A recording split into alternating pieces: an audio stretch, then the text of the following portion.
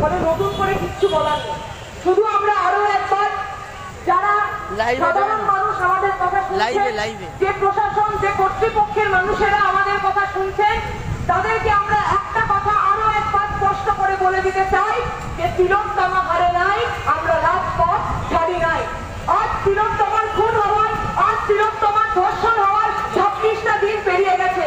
আজকে আমাদের এসএফআই-ইউএফআই-এলওকে আবার নতুন করে 3 দিন ধরে এইখানে আবার অবস্থান করতে হচ্ছে।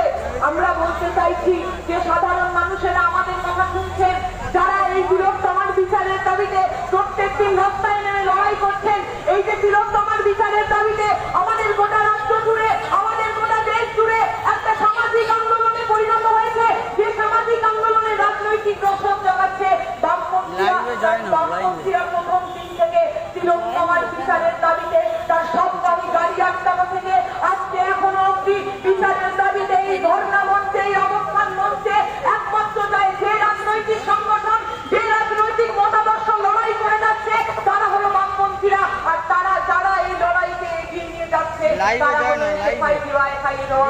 আমরা দেখলাম আমাদের রাজ্যের প্রশাসন যারা মুখ এবং বধিরদের অংশে পড়ে, আমাদের এই রাজ্যের প্রশাসন আমরা দেখলাম তিলোত্তমা যেদিন থেকে খুন হয়েছে, যেদিন তার নির্মম পাশবিক ধর্ষণ হয়েছে, সেদিন থেকে আমরা দেখলাম তিলোত্তমা সেই ধর্ষণের ঘটনাকে, সেই খুনের ঘটনাকে ধামাচাপা দেওয়ার জন্য কালীঘাটের প্রেসক্রিপশন নিয়ে যে তৃণমূলের সরকার, যে তৃণমূলের প্রশাসন, যে পুলিশ প্রশাসন প্রথম দিন থেকে তারা নিজেদের মতন করে চেষ্টা করে গেল, তার পরিবারের লোককে পুরো ঘটনাটাকে সুইসাইড বলে চালিয়ে দেওয়ার চেষ্টা করলো। যে প্রশাসনের লোক, যে পুলিশ প্রশাসনের লোক তিলোত্তমার সববাহী গাড়িকে তাড়াতাড়ি শ্মশানে নিয়ে গিয়ে দেহ দাহ করে দেওয়ার চেষ্টা করলো, যারা পোস্টমর্টেম তড়িঘড়ি করে যে হাসপাতালে ঘটনা ঘটলো সেই হাসপাতালেই তার পোস্টমর্টেম করা হলো। আমরা বলতে চাইছি মানুষ অত বোকা নয়, মানুষ বোকা নয় বলেই মানুষ রাস্তায় আছে। আমরা দেখতে পেয়েছি বাংলায় একের পর এক ধর্ষণের ঘটনা, আমরা এও দেখেছি বাংলা সেই ধর্ষকদের হয়ে আমাদের রাজ্যের মুখ্যমন্ত্রী মমতা ব্যানার্জি একের পর এক জাস্টিফিকেশন দিয়েছেন, কিন্তু কামরুলি থেকে কাটোয়া, নবাবহাট থেকে এই রাজ্যিক করে তিলোত্তমা কোথাও আমরা ধর্ষণের বিচার হতে দেখি নাই। আসলে এই তৃণমূলের সরকারটার, আসলে এই তৃণমূলের প্রশাসনটার হিম্মত নেই ধর্ষকদের বিরুদ্ধে কথা বলার, কারণ এই তৃণমূলের সরকারটা গুন্ডাবাজির উপর দাঁড়িয়ে রয়েছে, এই তৃণমূলের সরকারটা দুর্নীতিবাজের উপর দাঁড়িয়ে রয়েছে। আর এই দুর্নীতিবাজ গুন্ডাদের যে লালস, তাদের নজর, তাদের যে লোক, সেই লোককে যদি এই তৃণমূলের প্রশাসন প্রশ্রয় না দিতে পারে, এই গুন্ডাদের যদি একটু মজাকে, গুন্ডাদের একটু লালসাকে এই তৃণমূলের প্রশাসন, এই মুখ্যমন্ত্রী মমতা ব্যানার্জি যদি প্রশ্রয় দিতে না পারে, তাহলে আসছে বিধানসভা ভোটে ভোট লুট করবার কেউ থাকবে না। তাই আমরা বলছি যে সাধারণ মানুষেরা আমাদের কথা শুনছেন, যারা এখনো তিলোত্তমার বিচার পেয়ে যদি আরো 2-1 এখনো বিচারের দাবিতে রাস্তায় নামা বাকি রয়েছে, এখনো যদি আপনাদের মধ্যে কেউ ইতস্তত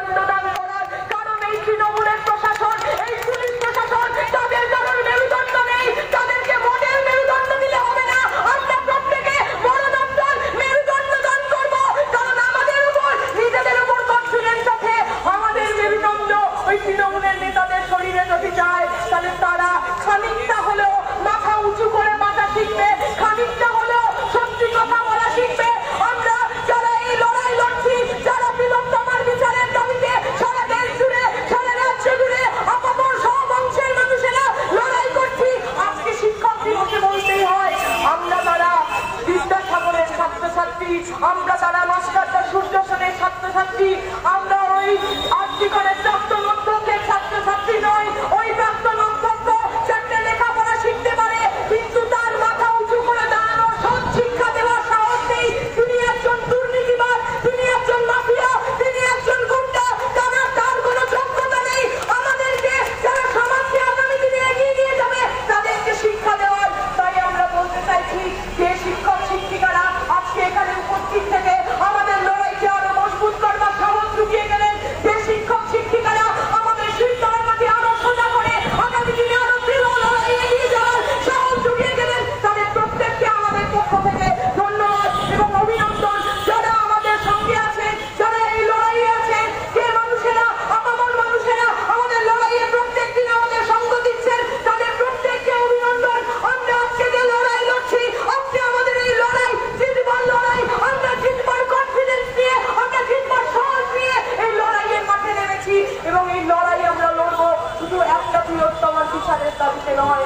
আমাদের এই গোটা রাজ্যে যত ধর্ষণের ঘটনা ঘটেছে, যত মানুষের উপর খুন হয়েছে, যত রাহাজানি হয়েছে, যত মানুষের উপর অবিচার হয়েছে, আমরা এতে পাইয়ে দেওয়া আমরা বামপন্থীরা সেই সমস্ত বিচারের দাবিতে আমরা রাস্তায় আছি।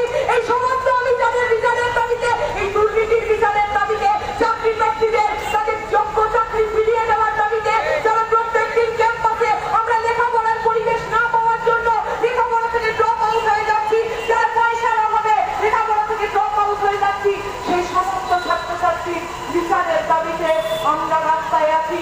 আমরা রাস্তায় আছি সমকাজে সমবেতনের দাবিতে, আমরা রাস্তায় আছি কর্মক্ষেত্রে নারী পুরুষ নির্বিশেষে প্রত্যেকে যেন তার নিরাপত্তা পায়, প্রত্যেকে যেন তার যোগ্য মর্যাদা পায় তার দাবিতে। এবং আমরা এই রাস্তায় থাকবো, আমাদের এই অবস্থান চলবে যতদিন না আর্টিকলের বিচার আমরা পাচ্ছি, যতদিন না দোষীদের শাস্তি হচ্ছে, ততদিন আমরা রাস্তায় থাকবো।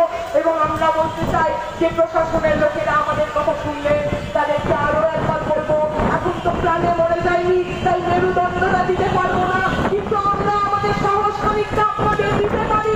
যদি উর্দির উপর একটু সম্মান থাকে, যদি আমার দেশের সংবিধানের উপর, আমার দেশের তেরঙ্গা ঝান্ডার উপর যদি একটু সম্মান থাকে, তাহলে আপনারা আমাদের কাছে আসতে পারেন। আমরা সঠিক উপদেশই দেবো, মাথা উঁচু করে বাঁচবার উপদেশে আমরা আপনাকে দিতে পারবো। আপনার রাজ্যের প্রশাসনের যিনি মাথা, সেই মমতা ব্যানার্জির দুর্নীতির বিরুদ্ধে কথা বলার সাহস খানিকটা আমাদের সঙ্গে মিশলে আপনি পাবেন। এটুকু বিশ্বাস, এটুকু ভরসা আমরা আমাদের উপর রাখতে পারি এবং আপনাদের উপরও আমরা বিশ্বাস রাখছি যে আপনারা আগামী দিনে আপনাদের মেরুদণ্ডকে খানিকটা সোজা করে আপনার মূর্তিটাকে একটু হলেও সম্মান দিতে শিখবেন। এই বলেই আমার কথা শেষ করলাম। ইনকিলাব জিন্দাবাদ, এতে ফাইজি